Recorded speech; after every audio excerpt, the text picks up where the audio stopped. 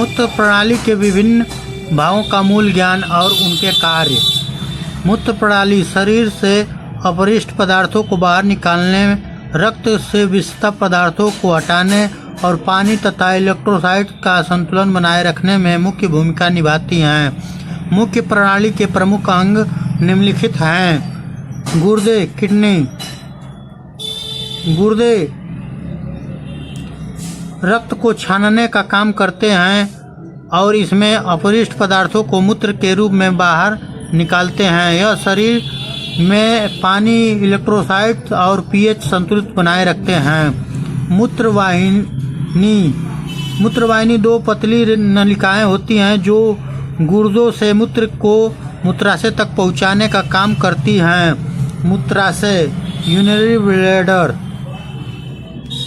मूत्राशय एक थैलीनुमा संरचना है जो मूत्र को अस्थायी रूप से संग्रहित करती है। जब मूत्राशय भर जाता है तो यह मस्तिष्क को संकेत भेजता है और मूत्र को बाहर निकालने की प्रक्रिया शुरू होती है। मूत्रमार्ग वह नली है जो मूत्र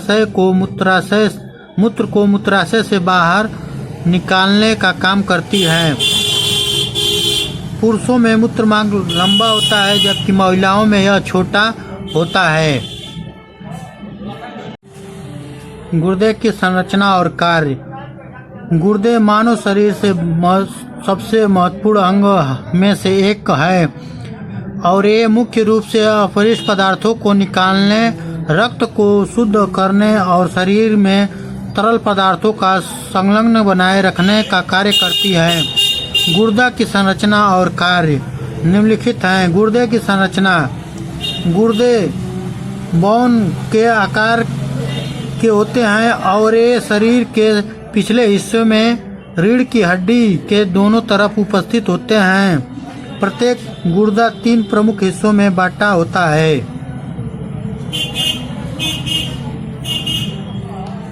कार्टिलेक्स यह गुर्दे का बाहरी हिस्सा होता है जिनमें नेफ्रॉन की संरचना होती है।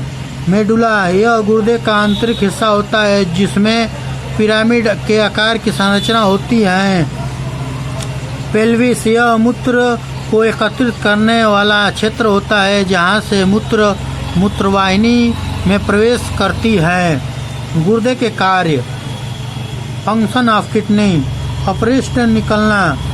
गुर्दे रक्त में यूरिया, क्रिएटिनिन और अन्य अपरिष्ट पदार्थों को छानकर मूत्र के रूप में बाहर निकालते हैं। जल और इलेक्ट्रोलाइट संतुलन कर गुर्दे शरीर में पानी और इलेक्ट्रोलाइट जैसे सोडियम, पोटेशियम, कैल्शियम का संतुलन बनाए रखने हैं। रक्तचाप नियंत्रण, ब्लड प्रेशर रेगुलेशन। गुर्दे रेनिल एंजियोटेंसिन तंत्र के माध्यम से रक्तचाप को नियंत्रित करते हैं। पीएच संतुलन। गुर्दे रक्त में यूरिक एसिड और क्षारीय पदार्थों का संतुलन बनाए रखते हैं। हार्मोन उत्पादन।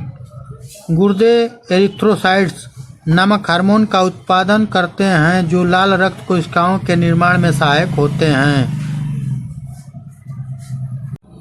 मूत्र निर्माण की शारीरिक क्रिया। मूत्र निर्माण एक जटिल प्रक्रिया है जो 3 मुख्य चरणों में होती है। ग्लोमेरुलर निस्पंद, नलिकीय पुनः अवशोषित और नलिकीय स्राव। ग्लोमेरुलर निस्पंद यह प्रक्रिया गुर्दे के नेफ्रॉन में स्थित ग्लोमेरुल्स में होती है। ग्लोमेरुल्स एक रक्तवाहिका की संरचना होती है जो रक्त से लाल तरल पदार्थ और छोटे अणुओं को छानकर एक प्रारंभिक मूत्र बनाती हैं।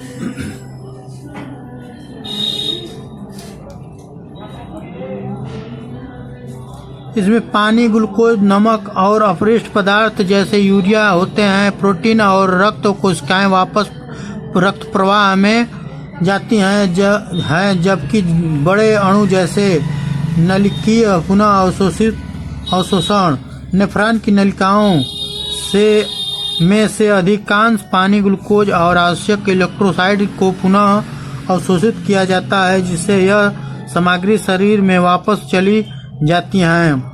यह प्रक्रिया शरीर के जल और इलेक्ट्रोलाइट संतुलन को बनाए रखने में मदद करती है।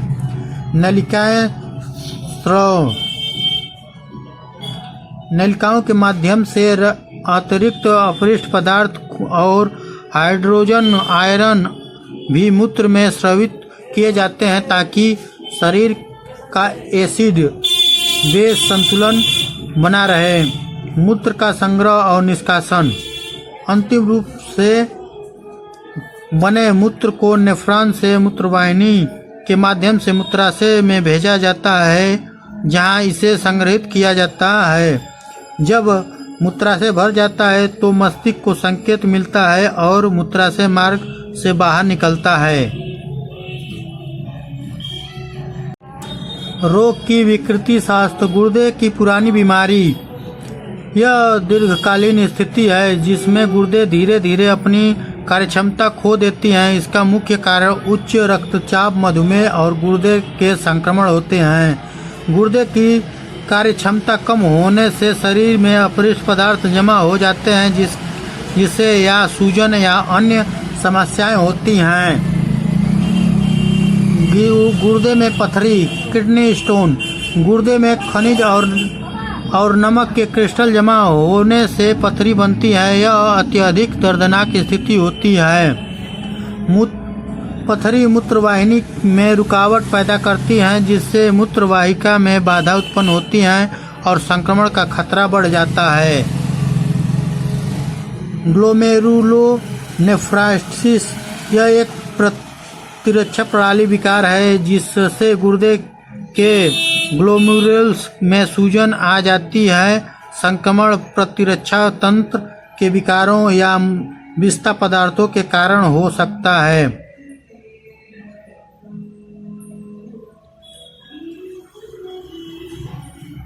ग्लोमेरुल्स की सूजन से गुर्दे की निस्पंद प्रक्रिया बाधित होती है, जिससे प्रोटीन और रक्त मूत्र में आ सकते हैं। नेफ्रोटिक सिंड्रोम यह स्थिति तब उत्पन्न होती है जब गुर्दे अत्यधिक मात्रा में प्रोटीन मूत्र में छोड़ते हैं। इसका कारण ग्लोमेरुल्स की क्षति हो सकती है। शरीर में प्रोटीन की कमी से सूजन, उच्च रक्तचाप और गुर्दे की कार्यक्षमता में कमी हो जाती है। शोथ की विकृति एडिमा शरीर के ऊतकों में अत्यधिक तरल पदार्थ के जमा होने की स्थिति है। यह मुख्यतः गुर्दे, हृदय या जिगर की बीमारी के कारण हो सकता है। जब गुर्दे ठीक से काम नहीं करते हैं तो वे सोडियम और पानी को पूरी तरह से बाहर नहीं निकाल पाते, जिससे शरीर में तरल पदार्थ जमा हो जाता है और सूजन उत्पन्न होती है। एडिमा के कारण। गुर्दे की बीमारी। गुर्दे की खराबी से शरीर में अपशिष्ट पदार्थ और पानी नहीं निकल पाते, जिससे एडिमा सूजन हो जाती है। गुर्दे में खराबी के कारण सोडियम और पानी की पुनः अवशोषण प्रक्रिया में असंतुलित उत्पन्न हो जाता है, जिससे तरल पदार्थ शरीर के ऊतकों में जमा हो जाता है। एडिमा के प्रकार। गुर्दे की बीमारियां जैसे nephron syndrome, chronic kidney disease. गुर्दे की खराबी से प्रोटीन की कमी होती है, जिससे ऊतकों में तरल पदार्थ का जमाव बढ़ जाता है। हृदय रोग। जब दिल शरीर के ऊतकों से रक्त को प्रभावित ढंग से पंप नहीं कर पाता तो तरल पदार्थ निचले हिस्सों में जमा हो जाता है। यकृत रोग, लीवर डिजीज। यकृत की बीमारी से बीमारियों से एल्यूमिन की कमी हो जाती है, जो एडिमा का कारण बनता है। वेन इन्सफिशिएशन। जब नसों में ब्लड फ्लो ठीक से नहीं होता तो पैर में सूजन हो जाती है। एडिमा के लक्षण: त्वचा में सूजन और खिंचाव, पैरों, टखनों और चेहरों में भारीपन, कसेपन महसूस होना, त्वचा में दबाव डालने पर त्वचा में गड्ढा पड़ जाता, सांस लेने में कठिनाई। एडिमा के इलाज: डायरेक्ट्स। ये दवाएं शरीर से आंतरिक पानी और सोडियम निकालने में मदद करती हैं। सोडियम का सेवन कम करना, भोजन में नमक की मात्रा कम करने से एडिमा को नियंत्रित किया जा सकता है। गंभीर मामलों में डॉक्टर द्वारा सही कारण के आधार पर इलाज किया जा सकता है, जैसे कि गुर्दे, हृदय, लीवर की निष्कर्ष। मूत्र प्रणाली और गुर्दे हमारे शरीर के अपरिष्ट पदार्थों को बाहर निकालने में महत्वपूर्ण भूमिका निभाते हैं। गुर्दे न केवल अपरिष्ट पदार्थ को बाहर निकालते हैं, बल्कि जल और इलेक्ट्रोलाइट को संतुलित बनाए रखने के साथ साथ रक्तचाप को नियंत्रित करते हैं।